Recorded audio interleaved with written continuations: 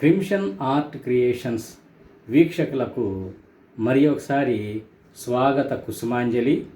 నన్ను ఎన్నో విధాలుగా ప్రోత్సహిస్తూ ముందుకు నడిపిస్తున్న నా కుటుంబ సభ్యులకు, మిత్రులకు, నా శ్రేయోభిలాషులకు, ముఖ్యంగా ఈ ఛానల్ వీక్షకులకు కూడా నా సుమాంజలి తెలియజేస్తున్నాను. నన్ను ప్రోత్సహిస్తూ ఇంకొన్ని వీడియోస్ చేయండి, ఇంకొన్ని వీడియోస్ పెట్టండి, అదేవిధంగా పజిల్స్ అడగండి అని అడగటం జరిగింది. వారి కోరిక మేరకు ఈ వీడియోస్తో పాటుగా కొన్ని పజిల్స్ కూడా అడగటం జరుగుతుంది. వాటి యొక్క సమాధానాలు మీరు కామెంట్ రూపంలో తెలియజేయగలరు. వీటి యొక్క సమాధానాలు, ఈ పజిల్స్ యొక్క సమాధానాలు నెక్స్ట్ ఎపిసోడ్లో వచ్చే నా వీడియోతో పాటుగా ఉంటాయి. ఈ సామెతల్ని ఎక్కడెక్కడి నుంచో వెతికి తీసుకొచ్చి మీకు వివరించడం జరుగుతుంది. కాబట్టి వీళ్ళంతవరకు లైక్ చేయండి, షేర్ చేయండి, కామెంట్ చేయండి. ఇక ఇవాల్టి పాఠానికి వస్తే, ఈరోజు పాఠము ఇసుక పాతర.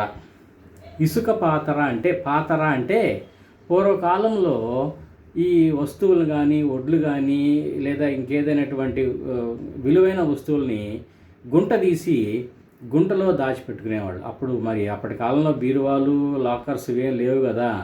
అందుకని ఒడ్లు కూడా గుంటలు తవ్వి గడ్డి పరిచి వాటిల్లో ఈ వడ్లని, బియ్యాన్ని దాచిపెట్టుకునేవాళ్ళు, నిల్వ ఉంచుకునేవాళ్ళు. అలా వాటిల్నే పాతర అని అంటారు. ఇప్పుడు కాలంకి వస్తే బీరువాలు, లాకర్స్ ఇవన్నీ ఉంటాయి కాబట్టి ఇప్పుడు ఆ పాతర గురించి తెలిసే అవకాశం లేదు. సో ఇసుక పాతర అంటే ఇసుక నేలల్లో గుంట తీయటం అంటే చాలా కష్టం. గుంట తీస్తూ ఉంటే పైనుంచి ఇసుక పడుతూనే ఉంటుంది. సో ఇది ఎలాంటి సందర్భంలో వాడుతాము అంటే, ఎంత కష్టం చేసినా, చిన్న పని అయినా ఎంతో కష్టంతో, ఎంతో విసుగుతో చేస్తూ ఉంటాము. అయినా పని పూర్తి కాదు. చూడటానికి చిన్న పనే ఉంటుంది, కానీ అది మాత్రము ఎప్పటికీ అవ్వదు. అలా విసిగిస్తూనే ఉంటుంది. మా ఇసుక నేలలో మనం ఎంతసేపు అని గుంట తీస్తామని చెప్పండి. అలాంటి సందర్భంలో వాడేదే ఇసుక పాతర. అరే వాడు చూడు ఎంత ఇసుక పాతర చేస్తున్నాడో, అంటే ఎంత చిన్న పనిని ఎంత కష్టంగా చేస్తున్నాడో చూడు అని వాడేదానికే ఈ సామెత ఇసుక పాతర.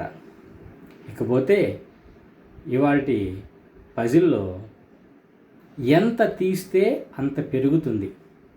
మరి ఒకసారి, ఎంత తీస్తే అంత పెరుగుతుంది. దీని యొక్క సమాధానం కామెంట్ రూపంలో తెలియజేయగలరు.